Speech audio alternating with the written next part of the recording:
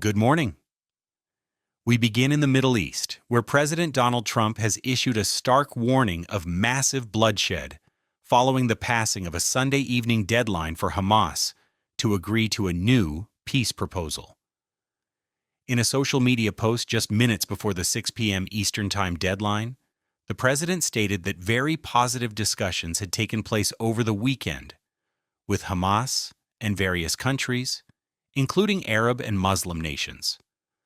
The goal of these talks is to secure the release of hostages, end the war in Gaza, and establish what he called long-sought peace in the Middle East.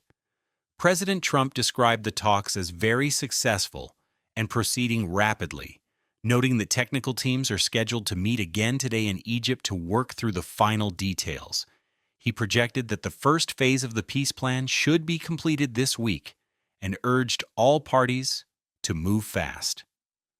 In his message, he added a grave caution: time is of the essence, or massive bloodshed will follow, something that nobody wants to see.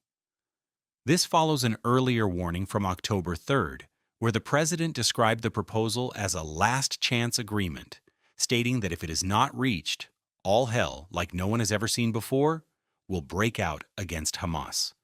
The peace plan, unveiled in late September, is a 20-point proposal that reportedly has the backing of Israeli Prime Minister Benjamin Netanyahu. It calls for a complete end to Israel's military operations in exchange for the disarmament of Hamas. The plan also outlines the reconstruction of the Gaza Strip under a new Palestinian governing body, which would be overseen by an international coalition led by the United States. While the administration navigates that high-stakes diplomacy abroad, it continues to face significant challenges here at home, as the federal government shutdown enters its fifth full day. Over the weekend, President Trump addressed service members aboard the USS Harry S. Truman aircraft carrier during a ceremony for the U.S. Navy's 250th anniversary. He sought to reassure troops, whose paychecks have been frozen by the funding lapse. The president pledged that they would receive every last penny of their pay and promised an across-the-board raise once the budget impasse is resolved. He told them, "Don't worry about it, it's all coming." The shutdown, which began at midnight last Wednesday, has halted pay for all U.S. service members and hundreds of thousands of other federal employees. While active-duty military personnel are required to continue reporting for duty, their families are facing growing financial uncertainty. The shutdown has also forced the scaling back of military support programs, including on-base child care centers and commissaries, adding unexpected costs for many. The Trump administration has placed the blame for the shutdown squarely on Democrats in Congress.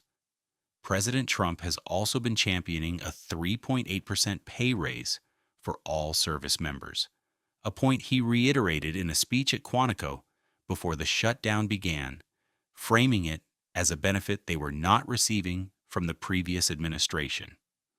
For now, military families and federal workers are left waiting for Congress to approve a new spending bill.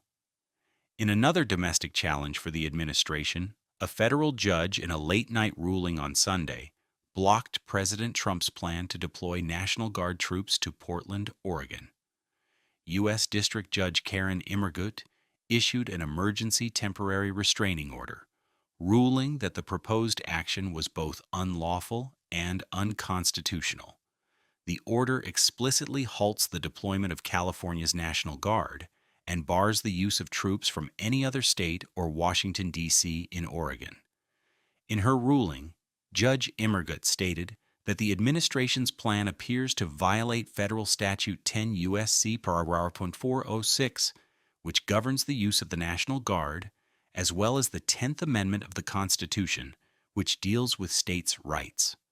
During the proceeding, the judge directly challenged the Justice Department's attorney, asking how bringing in federalized troops from another state would not directly contravene her previous orders. She told the attorney, "You have to have a colorable claim that Oregon conditions warrant deploying the National Guard. You don't." The Justice Department had requested a stay, but the judge denied it, citing the emergency nature of the situation. Following the ruling, California Governor Gavin Newsom posted on social media, calling it a victory against Trump's unlawful attempt and abuse of power. The Justice Department has indicated it will appeal the ruling, arguing that the president retains authority under federal law to deploy National Guard forces to address domestic unrest. This legal battle over executive authority is just one of many the administration is facing, with several major cases now heading to the nation's highest court. Today, October 6th, marks the official start of the 2025-2026 term for the Supreme Court, and the justices are set to consider a series of cases with major constitutional implications. Several of these cases directly challenge President Trump's agenda and policies. The High Court has already agreed to hear arguments over the legality of the president's tariffs and his authority to fire high-level government officials, a question that touches upon the separation of powers. Beyond the scope of the executive branch, the court will also weigh in on some of the country's most contentious social issues. One case will determine whether states can prohibit biological males from participating in women's sports. Another will examine whether bans on so-called conversion therapy violate free speech rights under the First Amendment. Furthermore, the docket includes a variety of election-related cases that could have a significant impact on the balance of political power across the United States. The outcomes of these cases will be closely watched, as they are likely to shape American law and society for years to come. Meanwhile, on the policy front, a key Republican senator is urging the Trump administration to take new steps to protect the nation's pharmaceutical supply chain. Senator Rick Scott of Florida sent a letter on October 3rd to Commerce Secretary Howard Lutnick and U.S. Trade Representative Jamieson Greer, calling for the immediate imposition of tariffs on foreign-made generic drugs. Senator Scott, who chairs the Special Committee on Aging, warned that the U.S. is vulnerable due to its over-reliance on adversaries, with a particular focus on China. He is asking the administration to use its authority under Section 232 of the Trade Expansion Act of 1962.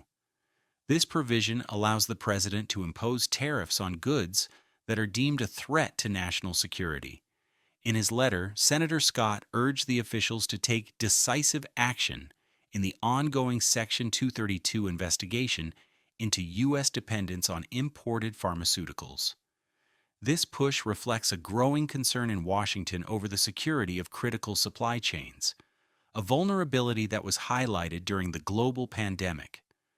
The senator's proposal aligns with the administration's broader America First agenda, which has often utilized tariffs as a tool to protect domestic industries and counter foreign economic influence, particularly from China.